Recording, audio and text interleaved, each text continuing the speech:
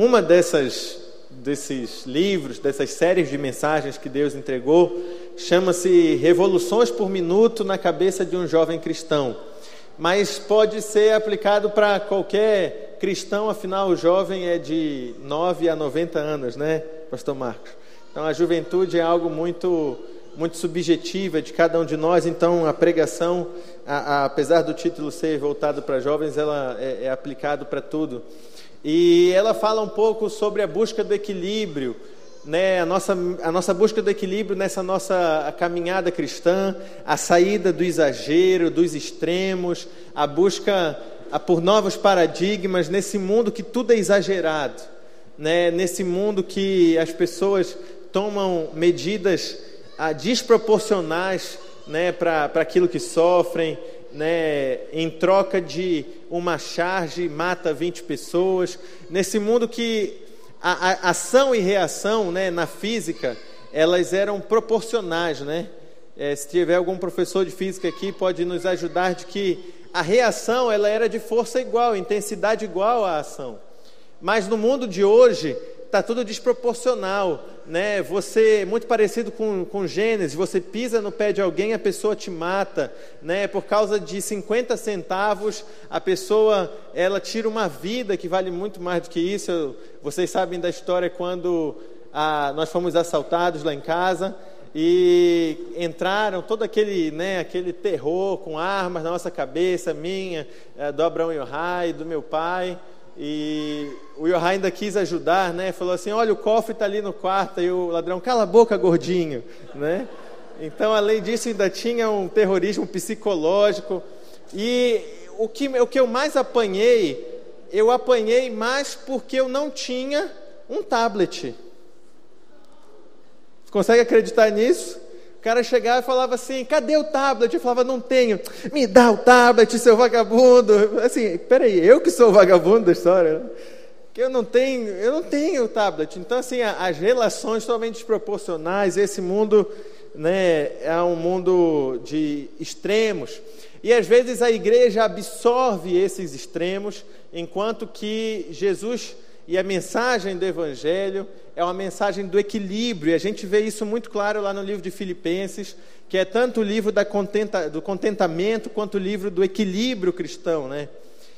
E aí, esse estudo aí poderia ter 5, 6, 7, 10 temas que a gente poderia falar, mas eu vou destacar 2 bem rapidamente, e o último é o tema da nossa pregação. Primeiro, a gente fala um pouquinho sobre o equilíbrio nesse paradigma de templo.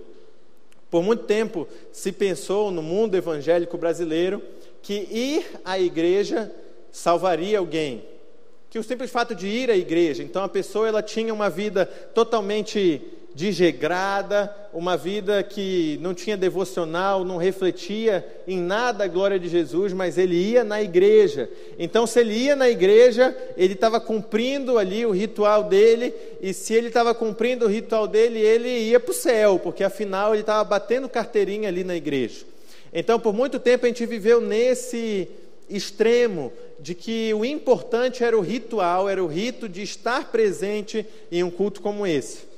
Com o passar do tempo e com a emersão de novos pastores, novos pregadores, toda vez que algo é muito rígido e chega a traumatizar as pessoas, elas têm uma grande tendência de ir para um outro extremo. Você concorda comigo? Quando você vive assim cresce em cima de uma opressão, e quando você alcança um pouquinho de liberdade, a tendência não é que você vá para o equilíbrio, mas porque você vá para um outro extremo. Então, o outro extremo é pessoas que dizem que não precisam da igreja para nada, que a relação dela é ela e Jesus, e aí começam a surgir as igrejas online, as igrejas virtuais, começam a surgir a relação, né, via internet com o Senhor Jesus. Ele, né, assiste o culto pela internet e está ali. Então, nesse mundo de extremos, e às vezes esses extremos, eu entendo, são extremos causados pela ferida, pela mágoa. Quer ver um extremo causado pela mágoa? É a pessoa ama, jovem, apaixonado, e aí se machuca. Qual é o outro extremo que ela vai? Eu nunca mais vou amar ninguém. Ao invés de falar assim, poxa, eu errei, me machuquei, vou aprender com os meus erros, não. Ela tenta logo ir para um outro extremo, que é, não, eu nunca mais vou amar ninguém, né? Agora eu vou dedicar a minha vida a cuidar dos mico-leões dourados, né, da Amazônia, eu vou ficar no meio do mar, não quero mais saber de ninguém. E a gente tem buscado e encontrado um equilíbrio no meio dessa confusão e desse paradigma de templo.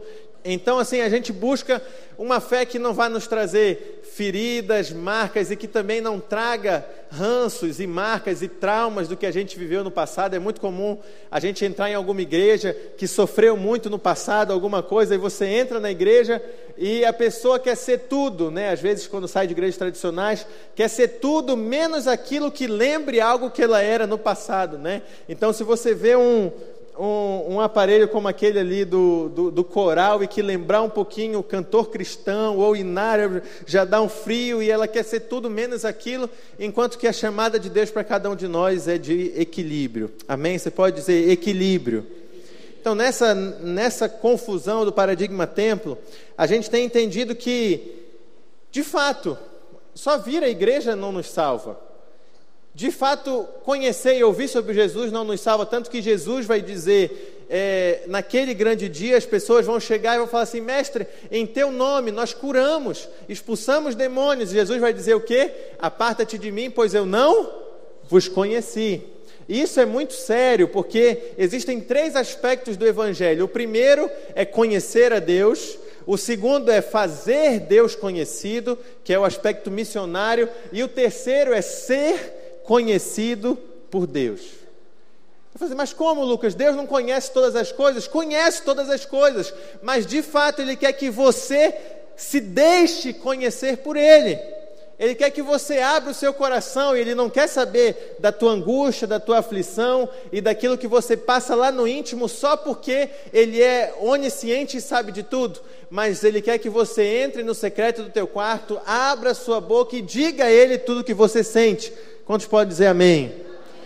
O salmista Davi, ele começa, né, o salmo dizendo, Senhor, Tu me sondastes e Tu me conheces. Muitos teólogos dizem que aquilo ali o início do salmo é uma denúncia a uma invasão de privacidade de Deus, porque ele está dizendo, o que eu posso fazer? Se eu subir aos céus, o Senhor me sonda, se eu descer ao mais profundo abismo, o Senhor sabe o que eu penso, a palavra nem chegou na minha boca, então o que eu posso fazer? É melhor você deixar Deus te conhecer por sua vontade, por você abrir o seu coração, do que ficar guardando as máscaras, guardando as aparências, enquanto que Ele está vendo tudo. Enquanto que você chega diante de Deus e fala, Senhor, está aqui, eu vim trazer aqui o meu pecado, me perdoa. E Jesus está olhando e falando assim, eu sei, esse saco que está aí escondido aí atrás, mas não vou falar nada, eu vou esperar você se abrir diante de mim. Amém? Então, vir à igreja só não nos salva, porque a gente pode vir à igreja, mas nessa relação de esconder coisas de Deus, de ter coisas, pecados, pensamentos, angústias escondidas dentro de nós. Contudo, apesar de igreja não salvar, é impossível que um salvo de verdade não tenha vontade de estar com outros salvos e com outros irmãos que fazem parte do mesmo corpo.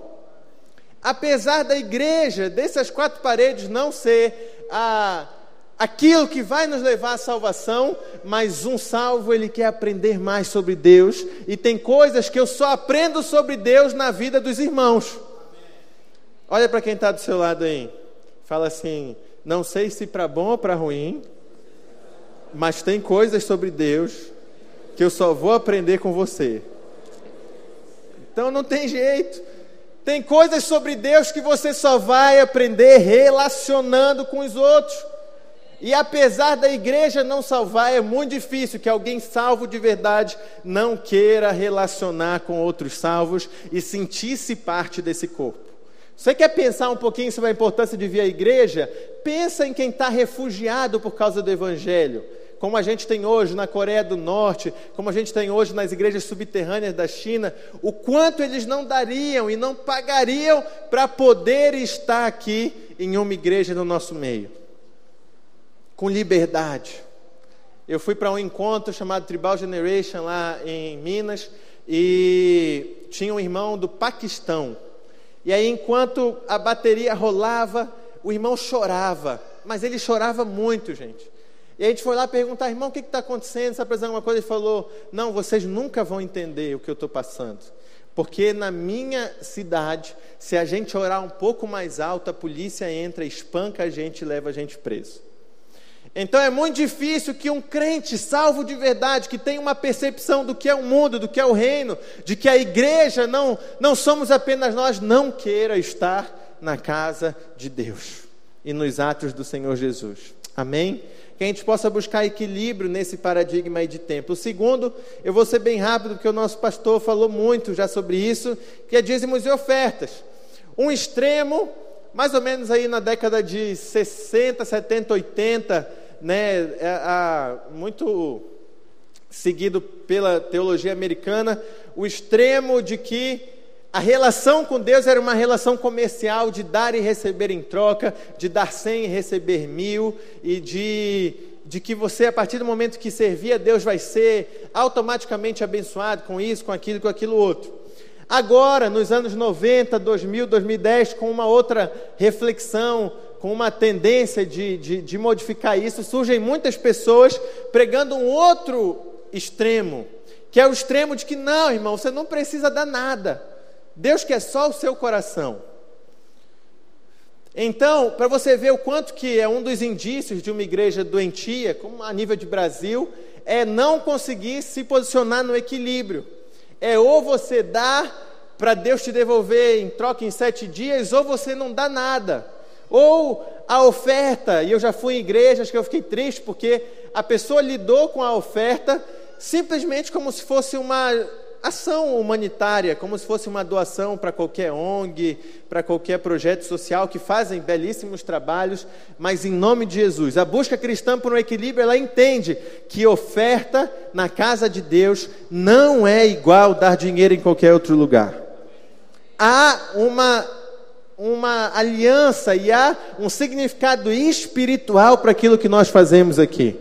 Então a gente não está nem no oposto de que temos que lidar com Deus apenas na ótica da recompensa financeira, e nem no outro oposto de que Deus não está nem aí para o nosso dinheiro, não quer, porque como ouvimos hoje, a chamada de Deus para cada um de nós é fazer missões, aumentar, né, os nossos projetos, e a gente só vai conseguir fazer isso através dos dízimos, das ofertas e das contribuições, amém? E há uma bênção, há uma retribuição, há um carinho e uma ação favorável de Deus por aqueles que contribuem na sua casa.